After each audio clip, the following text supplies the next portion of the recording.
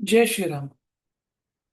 गेले 95 दिवस आपण श्री ब्रह्मचैतन्य गोंदवलेकर महाराज यांच्या प्रवचनांच्या पुस्तकाचं वाचन करतोय आणि आजचा 96वा दिवस.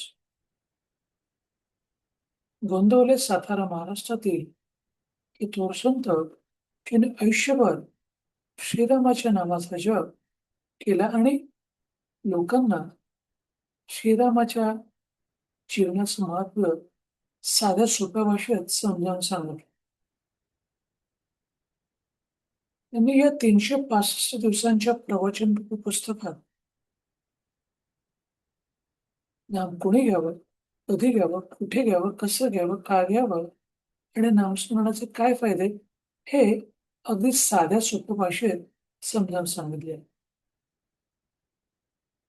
नाम घेण्यासाठी कोणत्या प्रकारचं धर्म, जात, पंथ, तुमचे वय, शैक्षणिक पत्रिका, आर्थिक क्षमता, तुम्ही स्त्री असाल, पुरुष असाल, तुम्ही छोटं बाल अलग असाल, तरुण असाल, वयस्कर असाल, काळ वेळ कुठची असो, तुम्ही बसून, झोपून, चालून, तुम्ही आंघोळी आंघोळ करताना, झोपेत उठल्यानंतर, झोपेच्या अगोदर नाम कधीही घेता येतं. इतपत हे साधं सोपं म्हणजे बिन खर्चाचं आणि बिन त्रासाचं असं हे नामस्मरण आहे. या साधना रसाने या प्रवचनामध्ये शेअर केलेले आहे आणि प्रत्येक प्रवचन हे वाचायला साधारण एक दिवसाचं एक प्रवचन वाचायला 3 ते 4 मिनिटं लागतात. स्लो असाल तर 5-6 मिनिटं लागतील. आता हे 96व्या दिवसाचं प्रवचनाचं आपण पुस्तक वाचूया, ज्याचं आजचं शीर्षक आहे संतांच्या संगतीचा परिणाम.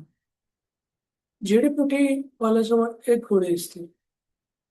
ज्याच्या अंगात विष भिनले आहे अशा माणसाच्या जखमेवर ती गोळी नुसती ठेवतात. ती सर्व विष शोषून घेते. नंतर तिला धुतली की ती पूर्ववत होते. त्याचप्रमाणे सत्पुरुषांच्या संगतीत आपले पाप शोषून घेतले जाते आणि पुन्हा तो सत्पुरुष स्वतः शुद्ध राहतो.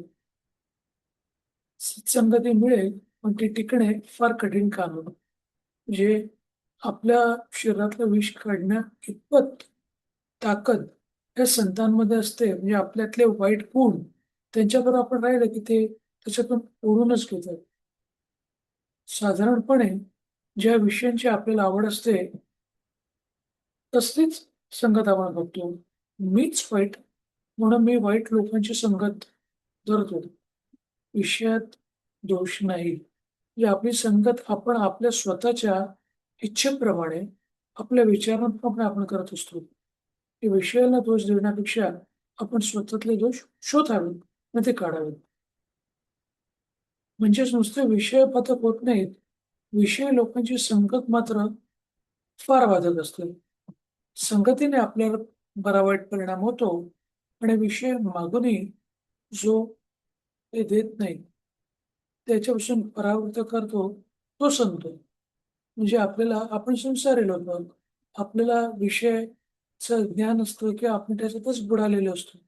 राग, लोभ, मद, मोह, मत्सर, हे घर बनवणं, मुलं बाळ, संसार या सगळ्या गोष्टी आपल्या मागे असतात.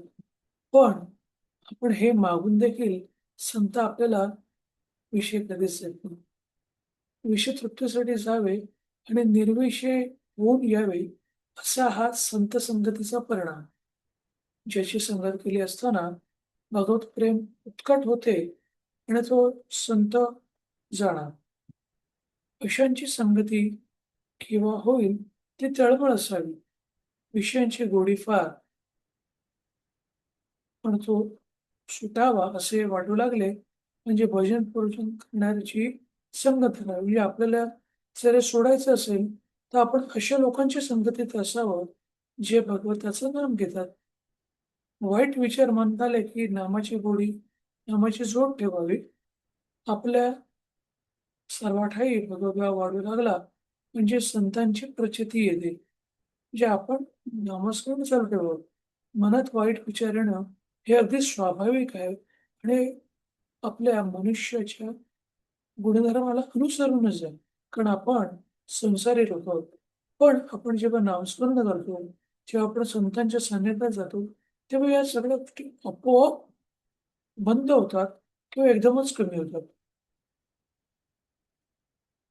आपला सर्वठायी भगवद्भाव वाढू लागला. त्यांची प्रचिती प्रचिती येते. भगवंताची लीला पाहणाऱ्यांना खरा आनंद मिळेल. म्हणून संत नेहमी भगवंताविषयीच सांगत असतात. ते जे गातील तो संगीतातला रागच समजावा. तुकाराम भाऊ नुसते विठ्ठल विठ्ठल म्हणत, पण त्याची गोडी आपल्या गाण्यामध्ये देखील नाही. म्हणजे संतांनी बोललेला प्रत्येक शब्द हा त्याच्या म्हणजे भगवंताच्या स्तुतीसाठी असतो. म्हणजे ते जे बोलतात तेच संगीत किंवा तो त्यातला राग असावा असं समजा. त्यांनी बोललेली एक छोटीशी गोष्ट देखील आपल्याला आनंद देऊ शकते. खरोखर संतांना आपल्याविषयी इतकी कळकळ असते, आपल्याला ती कळतही नाही. संत आपल्या हिताचे सांगतात, पण आपले मन विषयात वावरत असल्याने त्यांचे बोलणे आपल्या मनात पूर्णपणे ठसत नाही. औषध कडू असले तरी रोग झाल्यावर आपण ते घेतोच ना. मग प्रपंचातल्या व्याधीने त्रस्त होऊ नये, आपण संतांच्या हितकारक बोलण्याकडे का दुर्लक्ष करावे? म्हणजे आपण आजारी असल्यावरती डॉक्टरने सांगितलं तर आपण औषध घेतो. तसंच आपण ज्या संसारातले जे व्याधी असतात, काम, क्रोध, लोभ, मोह, मदमोह, मत्सर किंवा अशा प्रकारचे जे षडरूप असतील किंवा ज्या वाईट गोष्टी असतील आपल्या, आपण उलटसुलट बोलतो, आपण लोकांविषयी वाईट विचार करतो, आपण चाड्या चुगल्या करतो.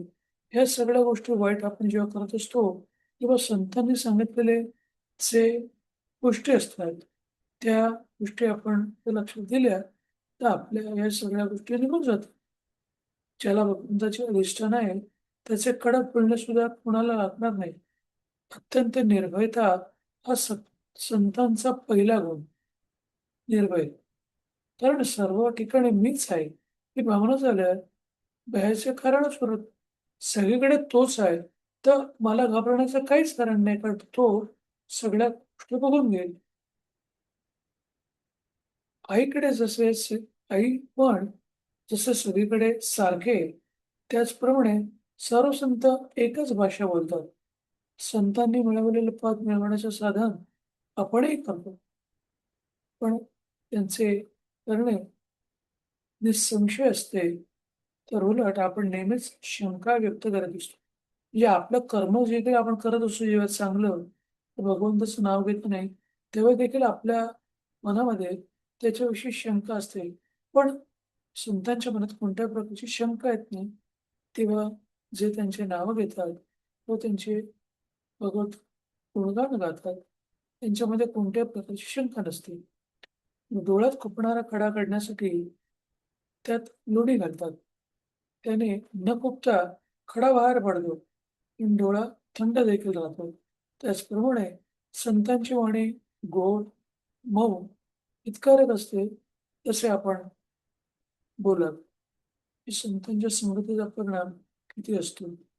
पण आता शेवटचे वाक्य, आपली भूमिका थोडी तयार असल्यास संत संगतीचा परिणाम होण्यास वेळ लागणार नाही. हे संतांची संगत केली तर आपल्यावरती चांगल्या चांगले संस्कारच होतील आणि आपलं भलंच होईल. हेच महाराजांनी या प्रवचनात सांगितले. आता आपण करावेल श्रीरामाच्या नावाचा जप करूया. श्रीराम श्रीराम श्रीराम श्रीराम श्रीराम श्रीराम श्रीराम श्रीराम श्रीराम श्रीराम श्रीराम श्रीराम श्रीराम श्रीराम.